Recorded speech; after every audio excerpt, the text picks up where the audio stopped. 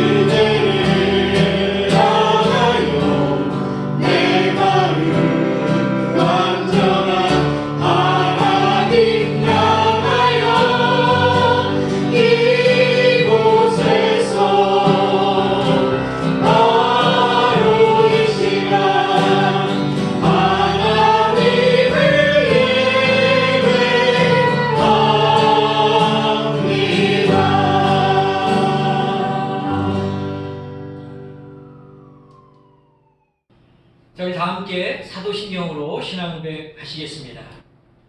나는 전능하신 아버지 하나님 천지의 창조주를 믿습니다. 나는 그의 유일하신 아들 우리 주 예수 그리스도를 믿습니다.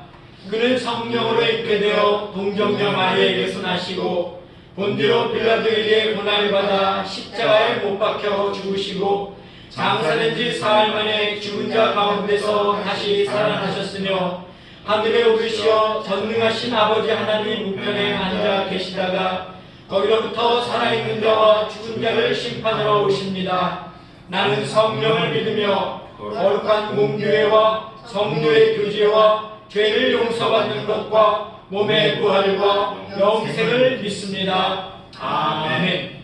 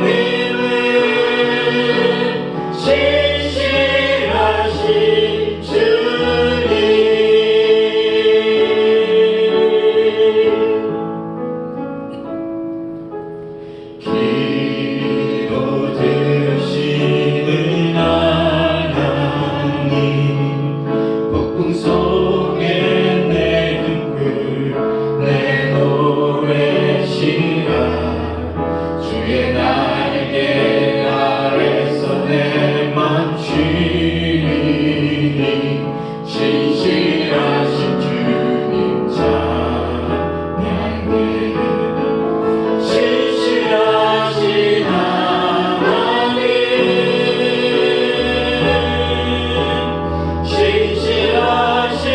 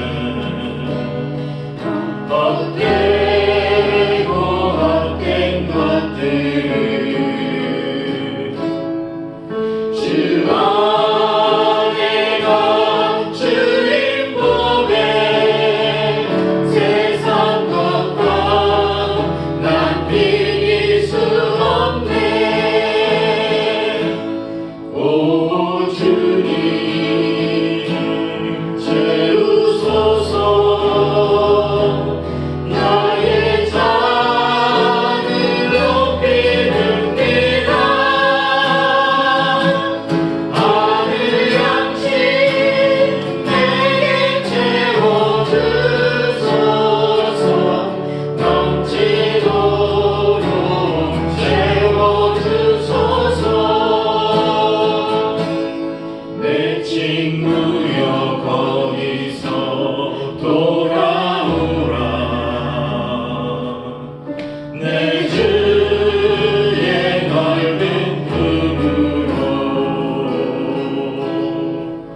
우리 주님 너를 반겨 그 넓은 품에 안아주시리. 오 주님 채우소서. 나의 잔을 높이는이다. 하늘 양식 내게 채워주소서. 넘치도록 채워주소서.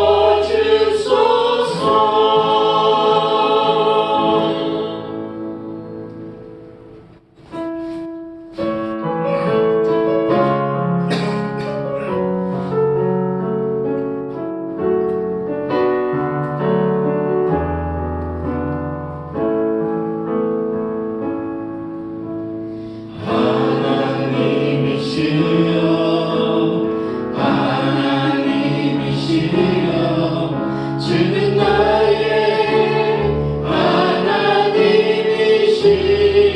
하나님이시로다. 나의 몸과 마음 주를 닮아가며 이제 내가 주께 고백하는 말. 여호와는 나의 힘이요 여호와는 나의 구원이시니 내가 누구를 두려워하리요. 여호와는 생명의 피난처시니 주의 인자가 생명보다 나으므로 내 입술이 여호와를 찬양하리. 내 평생에 주를 찬양하며 주의 이름으로 내 손 들리라. 주의 인자가 생명보다 나으므로 내 입술이 여호와를 찬양하리. 내 평생에 주를 찬양하며 주의 이름으로 내 손 들리라.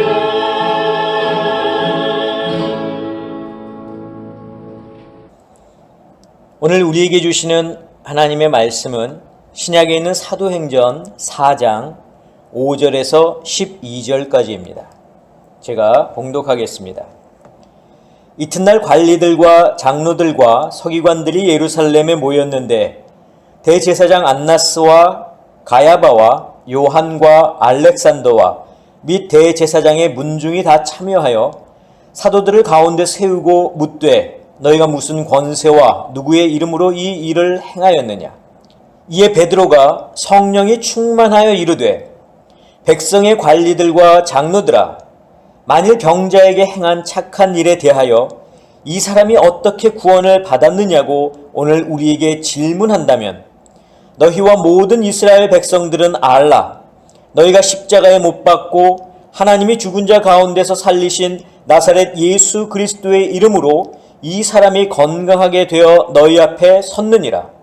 이 예수는 너희 건축자들의 버린 돌로서 집 모퉁이의 머릿돌이 되었느니라. 다른 이로서는 구원을 받을 수 없나니 천하 사람 중에 구원을 받을 만한 다른 이름을 우리에게 주신 일이 없음이라 하였더라. 아멘. 기도하겠습니다. 언제나 저희를 사랑하시는 아버지 하나님, 감사합니다. 오늘도 저희들을 부르셔서 주님의 은혜 가운데 지난 한 주간 보내게 하시고 또 이렇게 귀한 성일 우리 주 예수 그리스도 앞에 나와 함께 우리가 예배드릴 수 있게 하심을 감사합니다.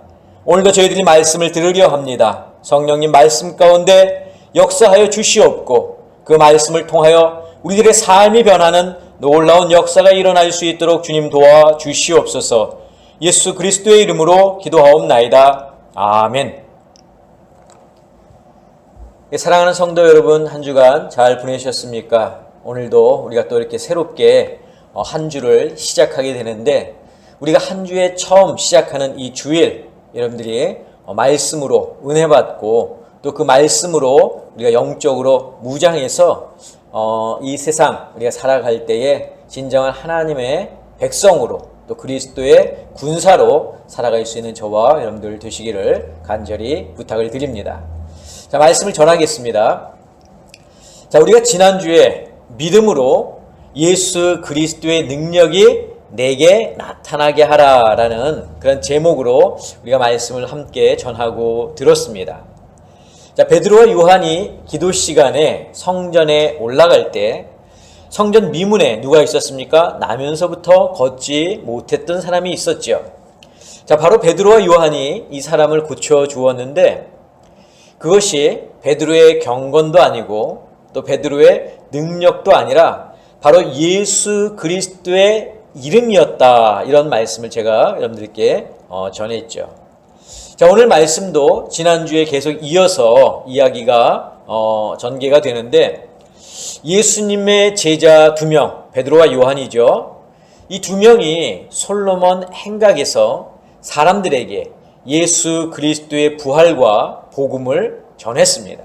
자, 그때 제사장들과 또 성전을 맡은 자 그리고 사두개인들이 그것을 보았습니다.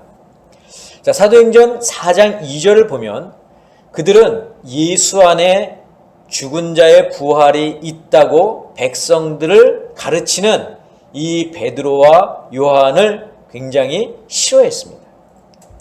왜냐하면 그들은 죽은 자의 부활을 믿지 않았고 또 자신들의 권위가 예수님의 제자들에게 밀리는 것을 원치 않았기 때문입니다. 그래서 이 제사장들 또 성전을 맡은 자들 사두개인들이 베드로와 요한을 어떻게 했냐면 잡아다 감금시켰습니다. 그런데 그날은 이제 날이 어두워서 바로 종교회의에 회부하지 못하고 이튿날 그들을 종교회의에 회부하게 되죠. 자, 산헤드린 공의회가 모였습니다. 거기에는 누가 참석을 했냐면 성경에 오늘 본문을 우리가 함께 읽었지만 대제사장 안나스, 또 가야바, 요한, 알렉산더 그리고 대제사장의 문중들이 참석을 했는데 그들이 이제 앉아 있고 그 앞에 베드로와 요한이 이제 서 있습니다. 그들은 이제 신문하기 시작합니다. 자, 신문의 내용은 두 가지인데 첫 번째는 뭐냐면은 무슨 권세로 너희가 이 일을 행했느냐 하는 것이고 또 누구의 이름으로 이 일을 행했느냐 하는 겁니다. 자, 제가 오늘 본문 7절을 다시 한번 읽어드리겠습니다. 사도들을 가운데 세우고 묻되 너희가 무슨 권세와 누구의 이름으로 이 일을 행하였느냐. 자, 첫 번째 신문, 즉 무슨 권세로 이 일을 행했느냐는 베드로와 요한이 솔로몬 행각에서 사람들을 모아놓고 복음을 전한 일에 대한 겁니다. 자, 이 말을 다른 말로 다시 하면 너희가 무슨 권한으로 이 일을 행하였느냐라고 볼 수 있어요. 너희가 무슨 권한으로 이 일을 행하였느냐 이렇게 지금 질문을 하는 거죠. 즉, 이 질문의 요지는 뭐냐면 너희가 이것을 하지 말았어야 했다라는 것을 지금 암시하고 있는 겁니다.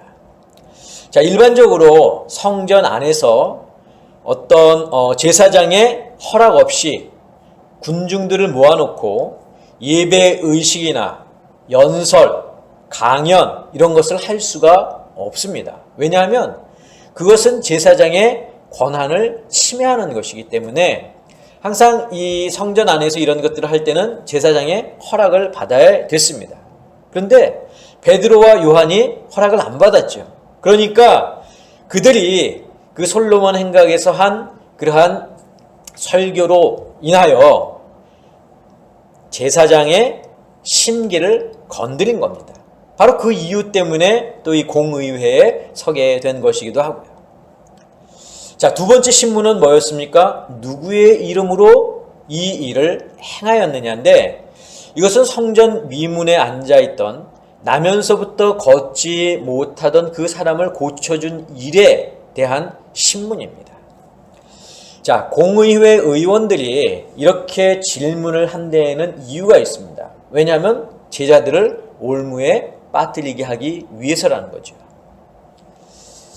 그 공의회에 있던 사람들은 베드로와 요한이 예수님의 제자인 것을 알았습니다. 이미 예수님이 살아있을 때 예수님 스스로 내가 하나님의 아들이다 해서 신성 모독죄를 지은 상태였죠. 그렇기 때문에 제자들이 예수님의 이름으로 이 일을 행하였다라고 말하면 제자들을 이단의 무리로 규정해서 잡아들일 수 있게 되는 겁니다.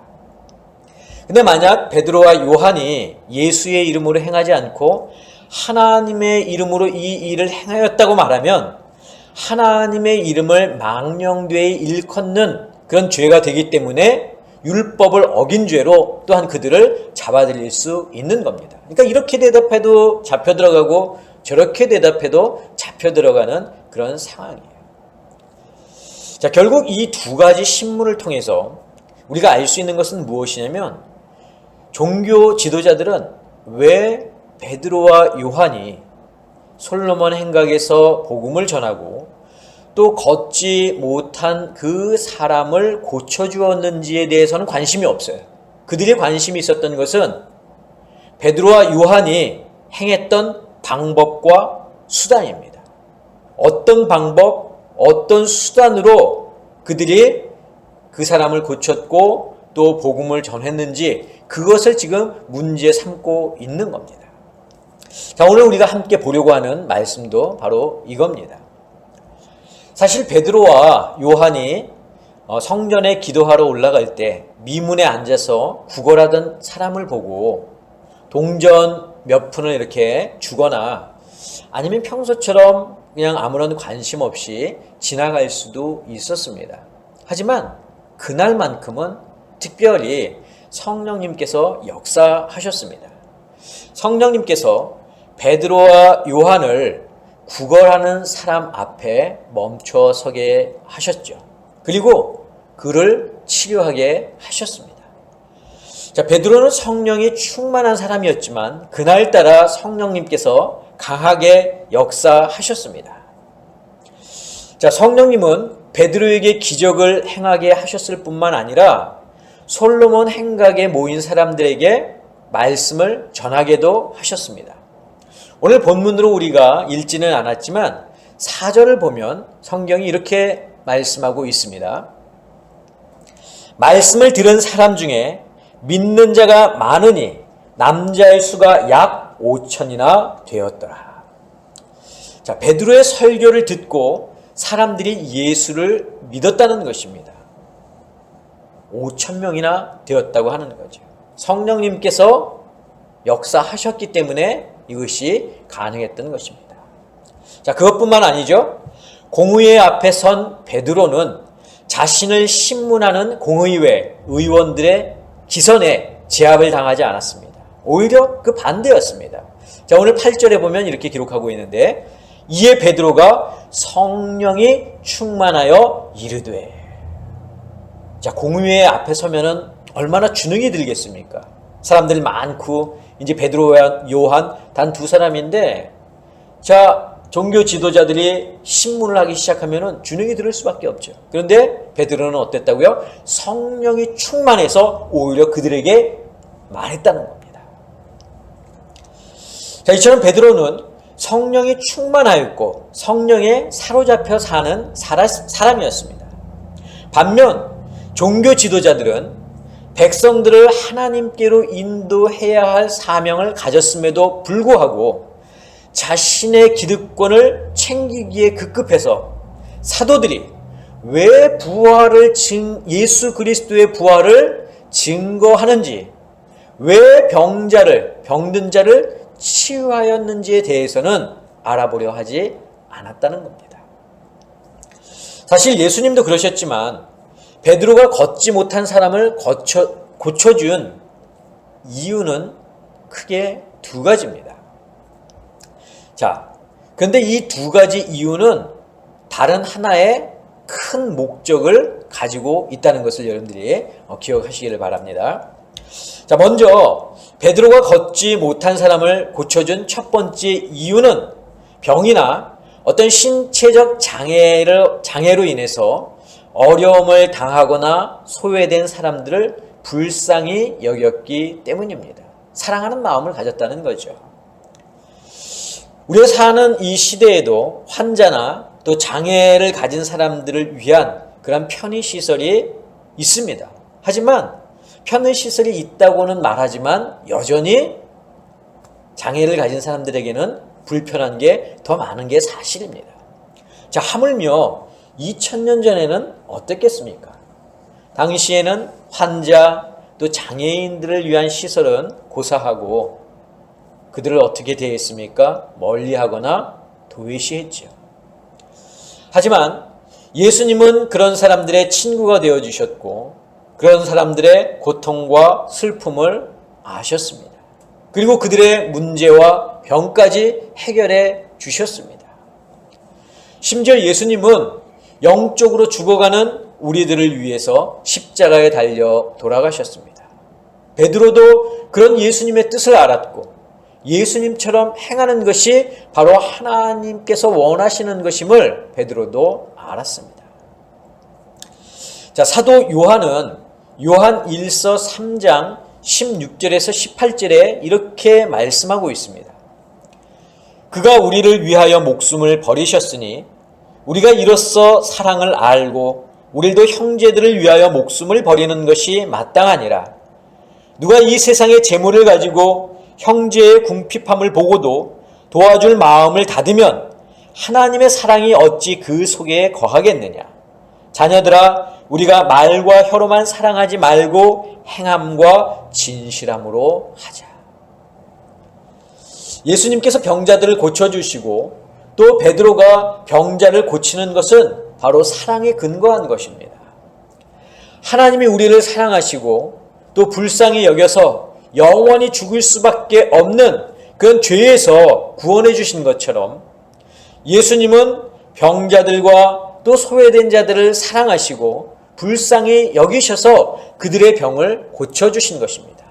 사랑은 이처럼 자신의 모든 것을 아낌없이 나눠줄 뿐만 아니라 형제를 위해서 자신의 목숨까지도 버리는 것입니다. 저는 우리 아름다운 교회 성도 여러분들도 이런 사랑을 행할 수 있기를 간절히 원합니다. 우리 주위에 보면 소외된 사람들, 어려운 사람들, 또 도움을 필요하는 사람들이 얼마나 많이 있습니까? 사도 요한의 말씀처럼 그들의 어려움을 알면서도 도와줄 마음을 닫는다면 하나님의 사랑이 어찌 우리 안에 있다고 말할 수 있겠습니까? 지난주에 말씀과 연계시켜 생각해 본다면 예수 그리스도의 능력이 나를 통해 그들에게 나타나게 하시기를 바랍니다. 내게 주신 능력이 무엇인가? 내게 주신 달란트가 어떤 것이 있는가? 나는 그것으로 어떻게 예수 그리스도의 사랑을 실천할 것인가? 여러분들이 한번 곰곰이 생각해 보시고 말과 혀로만 사랑하는 것이 아니라 어떻게 하면 행함과 진실함으로 할 수 있을 것인가를 여러분들이 한번 고민해 보실 수 있기를 바랍니다. 자, 베드로가 걷지 못한 사람을 고쳐준 두 번째 이유는 무엇이냐? 복음을 전하기 위해서입니다.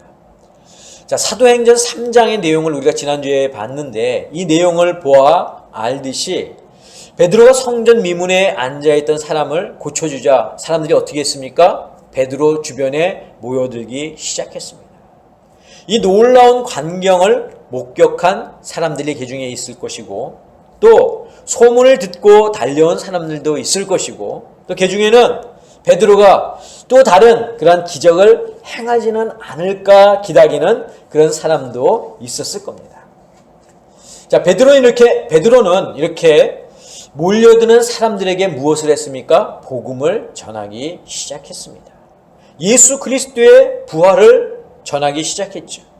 또 사도행전 3장 뒷부분을 보면은 또 회개를 촉구하기도 했습니다.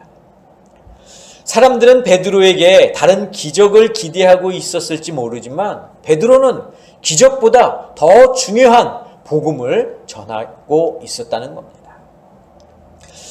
자, 우리가 복음서를 보면 예수님도 이런 방법을 자주 사용하셨습니다. 사람들에게 이적과 기적을 행하셔서 그것을 보고 모여든 사람들에게 천국의 놀라운 비밀들을 알려주셨습니다. 즉 그 기회를 복음을 전하는 기회로 사용했다고 하는 겁니다. 저는 우리 아름다운 교회 성도 여러분들도 사람들이 많이 모여있는 곳에 이렇게 나아가서 예수 그리스도의 좀 부활을 증거할 수 있기를 바랍니다. 사람들이 모여있는 곳에서 좀 복음을 전할 수 있기를 바랍니다. 자, 앞에서도 제가 잠깐 언급했지만 베드로가 걷지 못한 사람을 고쳐준 이유가 두 가지가 있다고 말씀을 드렸죠. 그리고 그 두 가지 이유는 하나의 목적을 가진다고 했는데, 자, 다시 말해서 베드로가 사랑을 실천하고 백성에게 복음을 전하는 이 두 가지 이유는 바로 어떤 목적 때문이냐? 천국을 소개하려고 하는 이 목적 때문이다 하는 겁니다. 이스라엘 백성들에게 하나님의 나라, 즉 천국에 대한 동경, 또 희망 이런 것들이 있었지만 구체적으로 천국이 어떤 곳인지 백성들이 알지 못했습니다. 그러나 베드로는 이 걷지 못하는 사람을 고쳐줌으로써 또 복음을 전함으로써 천국이 어떤 곳인지를 구체적으로 보여주고 있다고 하는 겁니다. 비록 지금은 병으로 또 장애로 소외됨으로 어려움을 겪고 있지만 또 비록 지금은 영적으로 무지해서 내가 죄인인 것도 내가 하나님의 아들 예수 그리스도를 죽인 것도 모르고 있지만 사랑과 치유 또 희생을 통해서 그리고 복음을 통해서 하나님의 나라는 질병도 없고 고통도 없고 영원한 죽음도 없는 모두가 평화롭게 거할 수 있는 그리고 하나님이 우리의 왕이 되시는 곳임을 베드로는 지금 백성들에게 말해주고 싶었던 겁니다. 사실 우리가 예수를 믿고 신앙생활을 하는 것도 결국은 천국이 목적입니다. 예수를 믿었는데 천국이 없다? 그러면 괜히 믿은 거죠. 쓸데없이 시간, 물질, 인생을 허비한 것입니다. 천국이 없다면 우리가 지금 이 자리에 앉아서 하나님을 예배할 이유도 없는 겁니다. 왜? 우리가 하나님을 믿고 또 예수 그리스도를 믿음으로 말미암아 우리의 죄가 깨끗이 씻겨서 하나님이 통치하시는 영원한 나라 그 천국에 우리가 들어가기 위해서 바로 우리가 예수를 믿고 또 하나님을 믿고 이렇게 모여서 함께 하나님을 예배하는 거 아닙니까? 여러분, 우리가 일주일의 첫날을 이렇게 나와서 예배 드리는 이유가 무엇입니까? 세상 사람들은 연휴다, 또 공휴일이다, 쉬는 날이다 해서 집에서 쉬거나 아니면 가족들과 함께 여행을 가는데 우리 성도들은 쉬지도 못하고 어디 가지도 못하고 이렇게 항상 주일을 성수하며 예배를 드리는데 그 이유가 무엇 때문입니까? 바로 우리가 하나님을 믿기 때문이죠. 하나님이 다스리는 천국이 있음을 우리들이 믿기 때문 아닙니까? 그 하나님을 예배하고 경배하기 위해 지금 우리가 이 자리에 나와 있는 것 아닙니까? 이제 때가 되면 우리 모두는 하나님의 나라에 들어가게 될 텐데 그곳이 어떤 곳인지 베드로는 걷지 못하는 자를 걷게 함으로써 또 그것을 본 사람들에게 복음을 전함으로써 보여주고 알려주었던 것입니다. 이제는 우리가 이 땅에서 그 천국을 경험해야 할 때입니다. 장차 오게 될 그 천국을 이 세상에서 미리 경험해야 된다는 겁니다. 그것은 마치 예행 연습과도 같습니다. 결혼식이든 아니면 졸업식이든 큰 행사를 하기 전에 항상 리허설이라는 것을 하죠. 예행 연습을 합니다. 진짜의 본 행사를 치르기 전에 미리 진짜처럼 연습을 하는 겁니다. 저는 우리 아름다운 교회 성도 여러분들도 우리가 천국에 들어가기 전에 이 땅에서 천국을 미리 경험할 수 있기를 바랍니다. 그것은 요한이 언급했던 것처럼 또 베드로가 실천했던 것처럼 서로 사랑을 나누는 것입니다. 서로 도와주는 것입니다.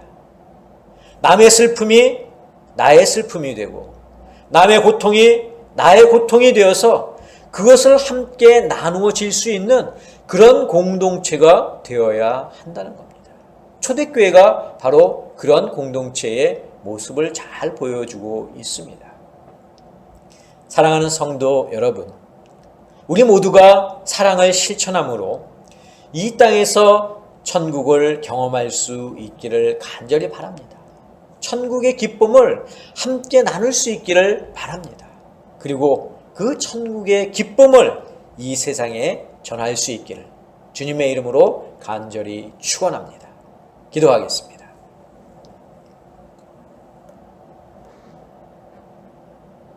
예수 그리스도께서 이 땅에 오심으로 우리에게 영원한 생명을 주셨는데 우리가 그 영원한 생명을 소유하고 갈 곳은 바로 하나님이 우리의 왕 되신 나라 그 천국임을 저희들이 믿습니다. 저희가 언제 하나님의 나라에 들어갈지 알 수 없지만 우리가 이 땅에 머물러 사는 동안 저희들이 그 천국을 경험할 수 있기를 간절히 원합니다. 주님, 그 천국은 바로 함께 사랑을 나누는 것입니다. 함께 그 고통을 짊어지는 것입니다.